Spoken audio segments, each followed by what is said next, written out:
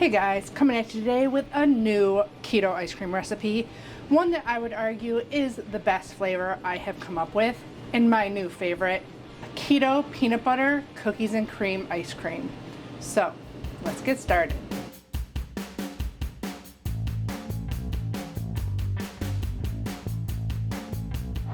Hey everyone, welcome back. If you're new here, thanks for joining me. My name's Alycia. I'm a pastry chef with a sweet tooth, and now I own a keto gluten-free bakery, Sugar Swap Bake Shop, and I'm here to teach you all the tips and tricks on how I make all these different keto recipes so that you guys can have the confidence to make your own keto creations. So if you enjoy my recipes and my videos, please hit the subscribe button down there, give the video a thumbs up, leave me comments, and share with all your friends and family. They'll be very glad you shared this ice cream recipe. It all helps me bring you new videos every week. Today, a delicious peanut butter ice cream, which would be delicious with just about any add-ins that I have on my channel. I got tons of ice cream accoutrements you can add to this ice cream. But the Oreo, oh, it is so good. Chocolate and peanut butter, my favorite thing in the entire world. And this is absolutely delicious. So let's get started on this pretty easy ice cream recipe. So the only reason that this was a little bit more difficult to figure out was adding enough peanut butter to make it peanut butter flavored made it too fatty. And even when I minused cream in lieu of the peanut butter, it wasn't creamy enough. So I just had to find that balance and use something I already had on hand from my keto Nutter Butters, the peanut butter powder. That helped tremendously in getting super peanut buttery ice cream without all the extra oil from the peanut butter. So that is the trick to this. You can grab it at Walmart. They have peanut butter powder on Amazon that you can just buy, just ground up peanuts. Lots of options. That's really the only kind of caveat to this recipe. It's very similar to all my other churned ice cream recipes. So I do 1.25 cups of heavy cream and 1.25 cups of low carb milk. So 10 ounces. Then to that we're adding our sweetener. Now I did up the allulose a tiny bit from some of my other recipes. I went on the higher end at 110 because we're adding in peanut butter that has no sweetness to it. But the sweetness level on this is up to you. The last batch I made, I actually, for the first time ever I think, made my ice cream too sweet for me. But that was because I tasted it before I added the Oreos and added more liquid stevia. So for me, 110 of allulose and 2 tablespoons of an erythritol plus a couple Oreos. It's the perfect sweetness for me. Now, I always just weigh it out because all different grinds of allulose are gonna have different cup to weight measurements. Sometimes I buy allulose, it's completely powdered. Some are granular, even though they say powdered. So, like this one is kind of somewhere in the middle. It's like kind of grainy, but kind of powdered at the same time. The 1/3 cup was 60-ish grams, and 1/4 cup, it's about 110 grams. I'm using golden erythritol. Any erythritol sweetener will work. If you do all allulose, it might be too soft after it's in the freezer. And that is going on the stove to come to a simmer. For this recipe, for not much reason at all, I think, I added 2 eggs. To that, we're adding 1 serving of the regular creamy peanut butter and 2 servings of the peanut butter powder. This is a no sugar added. It is sweetened with Monkfruit and erythritol. This has salt and so does this. So I'm not adding any salt to my ice cream mix. Normally I would add a 1/2 teaspoon if I don't have anything with salt in it. So 2 tablespoons of a creamy peanut butter. I just do it right to the eggs because it creates kind of a barrier when you're tempering that you're not going to scramble any of your eggs if you have a little bit of buffer there. Whisk this up good. Give your cream and sweetener mixture a little stir. I think I started with the 2 eggs because I started this recipe experimenting with the Ninja Creamy. So this will work with the Ninja Creamy. I would do the 2 eggs, but I would only do a 1/2 cup of heavy cream and the rest low carb milk of choice. Because Ninja Creamies don't give you the volume that this will. So this is 3 grams of net carbs for 4 ounces of it. If you were to put this in the Ninja Creamy, like 1/2 a container would be like 8 carbs or something like that. It'd be something crazy. The nice thing about Ninja Creamies is you can get a creamy texture without as much fat. 32 grams or 4 tablespoons of this peanut butter powder. If you use the tablespoon measure, you gotta pack it down a lot. And I still wasn't getting 8 grams every time. But this gives you so much good peanut butter flavor. I was having trouble getting the peanut butter flavor. The one recipe I did 64 grams of just creamy peanut butter, and it still wasn't super peanut buttery, but the fat kind of like came out of it as I was churning it, and it was just too thick. Thick, eggy peanut butter. And the only other thing we're adding, besides the Oreos, is a little bit of vanilla extract and our beef gelatin, which just gives a nice, smooth, creamier texture to the ice cream. There's a half tablespoon of cold water, half teaspoon of beef gelatin. You just gotta sprinkle it over the top slowly so that it dissolves and blooms into the water. I do suggest straining this. See, it's starting to steam. This is one you might want to temp it after you get it all tempered to see if you got up to 160. Just because there's peanut butter in here that's, you know, obviously not hot. So it might not get up to the 160 to technically cook your eggs. So you might have to put it back on if you're worried about that. We're almost up to a boil. Good to go. So adding the peanut butter does make it kind of hard to, you know, whisk fast. But with that peanut butter in there, your eggs aren't going to cook.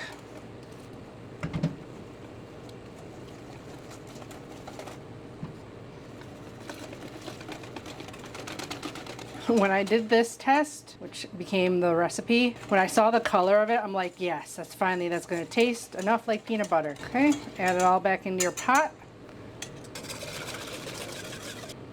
Yep, we're up 164. Get all that peanut butter in there. Okay, add in your gelatin. I just find this is the easiest way to add a little bit of creaminess instead of having to mess with xanthan gum or tarragon or any of those ones. 1 teaspoon of vanilla. Ooh, and strain it back into your bowl. This just makes sure you don't have any egg bits in there that got cooked, but should be fine. You scrape it all out, all counting in your macros. Plus, it makes cleanup easier. A little bit of peanut bits in there, but it even says on that jar may contain pieces of shell, so don't want that in there. Okay, now for the Oreos. If you're not adding the Oreos, taste it for sweetness, and if it's not sweet enough when it's hot and doesn't taste peanut buttery enough, you may want to add some liquid stevia, or you can use powdered stevia. Just make sure it's blended up real good. But I added 2 Oreos chopped up to the mix and let them dissolve in there completely. And that made it too sweet after I added a half teaspoon of liquid stevia to it. So beware of your add-ins. Like I said, like if I didn't care about carb count, I'd probably do my fudge, and I would do a fudge swirl as I churn this, or I have a peanut butter sauce recipe that would be delicious in this. But you can always just use it as, you know, Sunday sauces too. But I have tons of tester Oreos that I've had in the freezer because there's a lot of things I want to do with Oreos.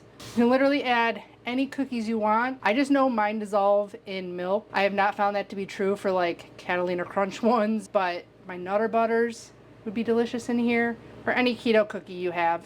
These ones look a little bit smaller than the last ones. Doesn't really matter. You probably could just put them in whole because this is such a hot liquid. They'll probably all dissolve, but I just stir it until all the pieces dissolve. That's it for our ice cream base.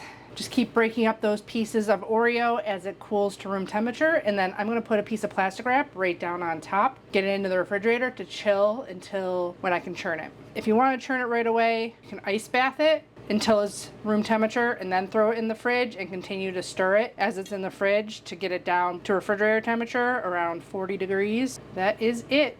And then I'm just going to do 4 Oreos chopped up to mix into here. Might as well have them ready to go, right? I'll put them in a little baggie. These can go back in the freezer. I do them a little bit small just because I like more distribution in the ice cream. Obviously, you can do more or less if you want. See how once they're in there for a while, they completely dissolve and that frosting melts in there. I think that's what made the ice cream over the top sweet, was with the frosting. But if you use my Oreos is only 2 net carbs, so it smells so good. I'll meet you back here on another day to churn some delicious ice cream. Kind of bummed I have to wait 2 more days because I want more of this. Okay, it's the next day. My boy is home. It's my baking day, so I got a bunch of stuff set up, ready to go. But it's early in the morning and cool in here. So I want to get this ice cream churned so that I can try it tomorrow, because it needs to sit at least 8 hours before we can taste it. So let's churn some peanut butter Oreo ice cream. If you saw my strawberry ice cream video, you know that my base did not look this thick. And it does look thicker just because of the peanut butter, but it definitely wasn't chilled enough. So you want it super thick like this. My freezer is still not fixed, but I've been keeping my stuff in my chest freezers that are much colder. So I put this one above stir that goes a little bit faster than stir, because stir's kind of slow.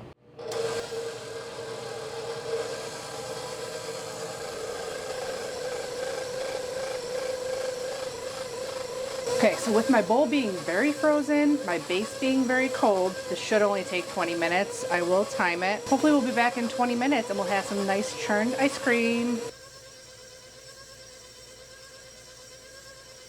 It has only been 10 minutes. It's almost done. It's almost at the top of the paddle already. Probably just 5 more minutes.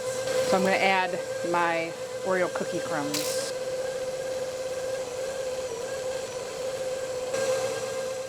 Down, get the Oreos off the paddle, get out of there. There we go.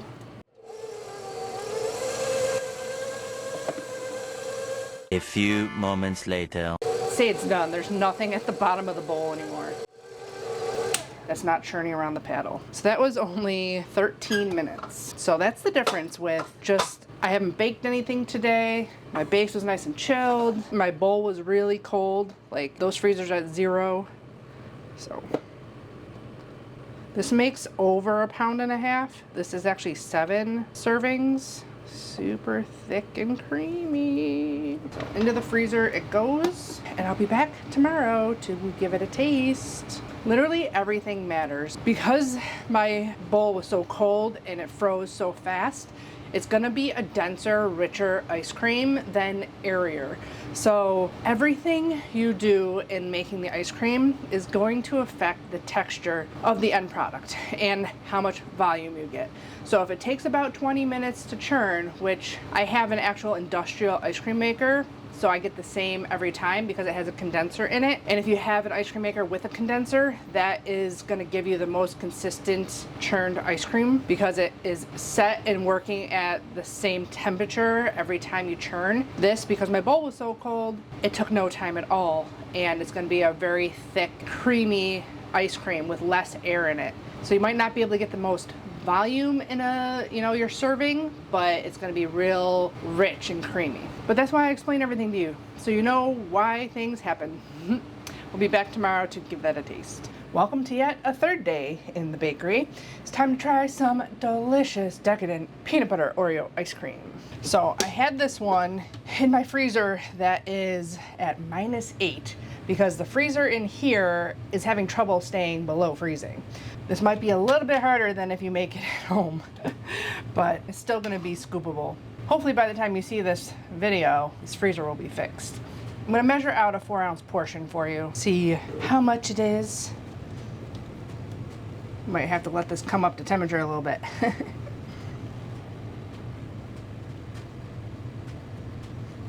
Most home freezers are at about 0 or 5 degrees, about there. So 3 scoops. That's what I usually do for my portion. Actually, sometimes less, because I like to add all this fun stuff on top. So this is 3 grams of net carbs. But like I said, I like to add a little bit of whipped cream, some extra peanut butter, some chopped Oreos. If you're new here and you haven't seen any of my other videos, I eat 1 meal a day, usually meat and veg. So I have plenty of carbs for my dessert because I'd rather eat desserts than actual food. That's why I became a pastry chef.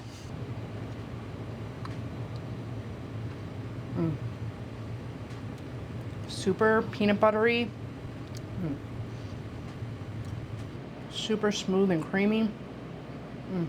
A hint of chocolate with a little bit of crunchies in there still from the Oreos. This is my absolute favorite ice cream I have made so far. It's so good. It's gonna be really hard not to eat this whole bowl right now. It's only 9:30 in the morning. But I wanted to do it before it got too hot in here because it is so hot and humid here right now. So just creamy. So excited to have a whole nother batch of this.